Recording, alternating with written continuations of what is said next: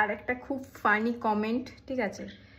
দুটো ছেলে, তার মধ্যে একটা ছেলে ট্যাগ করেছে, কি জানো ট্যাগ করেছিল, বন দপ্তর এরকম সামথিং কিছুতে ট্যাগ করেছিল ছেলেটা।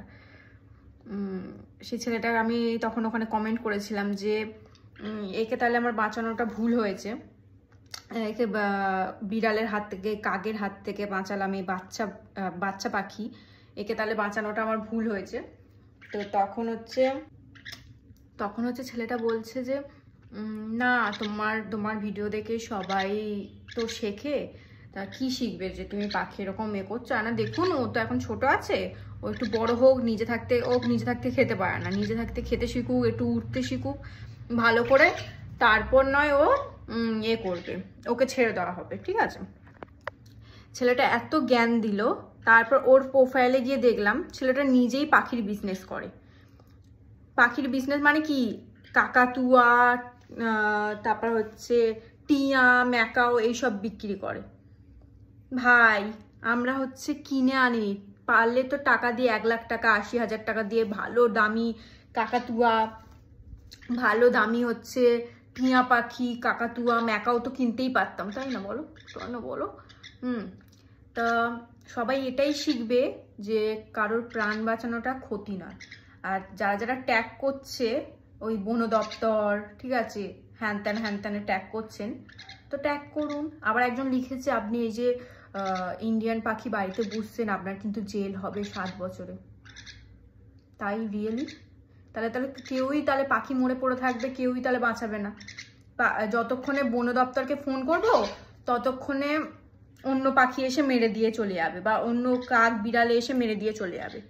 তো এইসব মানুষগুলো নিজেদের লাইফে খুবই ফ্রাস্ট্রেটেড, ঠিক আছে? এরা তো কোনোদিনও কারোর ভালো করে না, আর কেউ ভালো করলে সেটা সহ্যও করে না। হ্যাঁ ঠিক, কেউ ভালো করলে সহ্য করে না। চলে যা, তোকে সবাই ছেড়ে দিতে বলেছে, আজ থেকে এখানে থাকবি, আসবি না।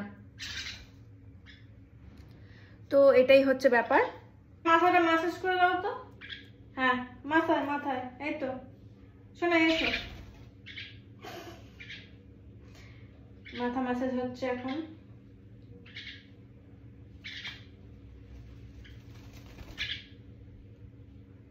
চলে যাও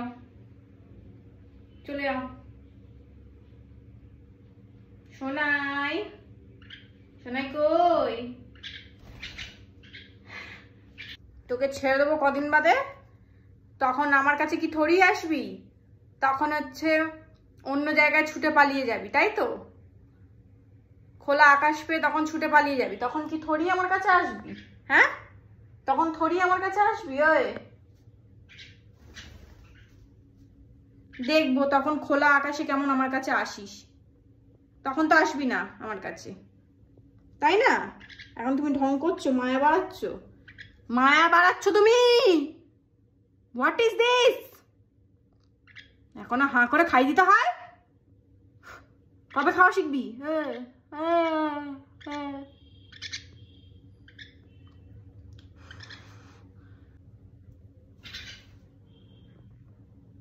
কই গেলি?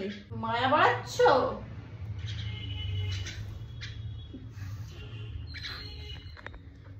तेरे मम्मी का घोंसला समझ रखा है क्या?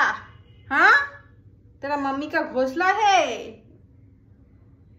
ये, क्या समझता है? ये तेरा मम्मी का घोंसला है, तू यहाँ पर आकर बैठ जाता है, क्या समझा है? नाम जा, निमे जाओ, उतर जाओ।